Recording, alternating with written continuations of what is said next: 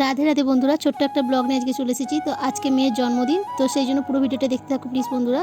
তো ভিডিওটা খুব বেশি বড় করিনি, ছোট্ট করেই করেছি। তো কিছু কিছু জায়গায় ভিডিও করা হয়েছিল আর কিছু কিছু জায়গায় করা হয়নি। মেয়ে যেহেতু আজকে স্কুল গেছে, ওর স্কুল আছে, আজকে একটা এক্সাম আছে, তো সেই জন্য ও স্কুলে গেছে। তো ওই জন্য সকাল থেকে ওর কোনো রকম ভিডিও করা হয়নি। ওকে যে হলুদ দিয়ে স্নান করানো, এছাড়া আরতি করা, সেগুলো কোনো রকমই ভিডিও করার সুযোগ হয়নি তাড়াতাড়ির জন্য। আর আজকে ওদের স্কুলে জন্মদিনের দিন যেহেতু চকলেট দিতে হয়, তো সেই জন্য আরও বিশেষ করতে যেতে হবেই। আর স্কুলে আজকে একটা এক্সামও আছে, সেই জন্য ওকে কোনো রকমভাবে স্কুলে ছুটি করায়নি। আর এখন দেখো তোমাদের দাদাভাই গোপাল সোনার সেবা দিয়ে দিচ্ছে। আর এরপর দেখো, প্রত্যেক বছর আমরা মন্দিরে যেয়ে থাকি পুজো দেওয়ার জন্য মেয়ের জন্মদিনে। আর এবছর কোনো রকমভাবে যায়নি, কারণ বাড়িতে যেহেতু গোপাল সোনা আছে, যেসব রান্নাগুলো করেছিলাম সেগুলো প্রথমে গোপাল সোনাকে ভোগ দিয়েছি, সেইগুলোই মেয়েকে দিয়েছি। এরপরে দেখো, বিকেলবেলাও কোনো রকম ভিডিও করা হয়নি। তো সন্ধ্যাবেলার কিছুটা ভিডিও তোমাদের মধ্যে তুলে ধরেছি। আর কিছু আত্মীয় স্বজনকে বলা হয়েছিল, যেহেতু মেয়ের জন্মদিন, তো যেহেতু আমরা বিদেশে থাকি, তো বাড়ির সবাইকে তো বলতে পারিনি, যেগুলো আমাদের খুব কাছাকাছি থাকে তাদেরকেই বলেছিলাম। তো পুরো ভিডিওটা দেখতে থাকো প্লিজ বন্ধুরা। ভিডিও ভালো লাগলে লাইক শেয়ার কমেন্ট করবেন, আর আমার চ্যানেল নতুন হয়ে থাকলে চ্যানেলটাকে অবশ্যই সাবস্ক্রাইব করবেন। আর এখন দেখো, সবাই মিলে আমরা এখন লুচিগুলো ভেজে নিচ্ছি, আর ওদিকে তরকারিগুলো সব হয়ে গেছে। তো ওদিকে পনিরের তরকারি হয়েছিল, আলুর দম হয়েছিল, আর সকালবেলা পায়েস করে গোপাল সোনাকে লাগিয়েছিলাম, সেটা আছে।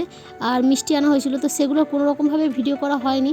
তো এতটাই ব্যস্ত ছিলাম আমরা, তো কিছুটা ভিডিও করা হয়েছে। সকালের দিকে আমি একটু করেছিলাম ভিডিও, আর এখন দেখো মেয়ে এই ভিডিওগুলো করছিল, আমরা যেহেতু কাজ করতে ব্যস্ত ছিলাম। আর এখন বেশি কেউ করারও ছিল না, আমরা নিজেরাই যেরকম পেরেছি সেইভাবেই কাজগুলোকে গুছিয়ে নিয়েছি তাড়াতাড়ি করে।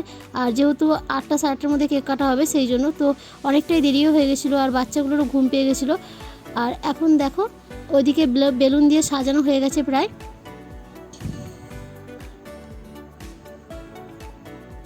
আর ঘরটা যেহেতু খুবই ছোট, তো ঘরের মধ্যে কোনো রকমভাবেই কেক কাটার ব্যবস্থা করিনি। বারান্দাটা অনেকটা বড় ছিল, তো সেখানটায় বেলুন দিয়ে সাজানো হয়েছে। আর এখন প্রায় রাত 10টা বাজে। তো এখন কেক কাটার জন্য মেয়েকে রেডি করে নেওয়া হয়েছে। আর এদিকে দেখো, সমস্ত বাচ্চাদেরকে দাঁড় করিয়ে দেওয়া হয়েছে।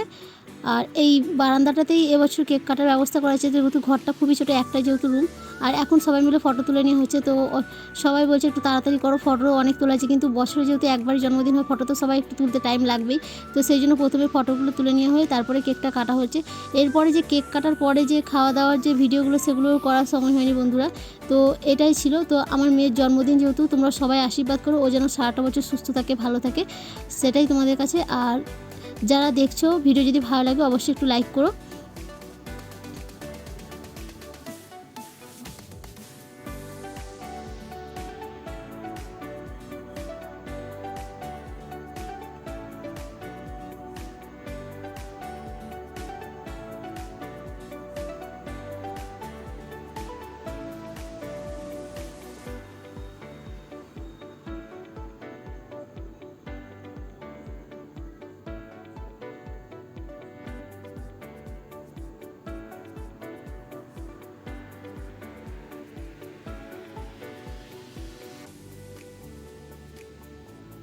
তো আগের বছর ওর কোনো রকমভাবে জন্মদিন ভালো করে করিনি। তোমরা আগের ভিডিওতে দেখেছিলে আগের বছর যে তোমাদের দাদাভাইয়ের পা ভেঙেছিল, তো সেই জন্য ওর ইচ্ছা ছিল এবছর এরকম বড় করে কেক কাটবে। তো সেই জন্য বড় করে কেক অর্ডার দিয়ে বানিয়ে নিয়ে আসা হয়েছিল।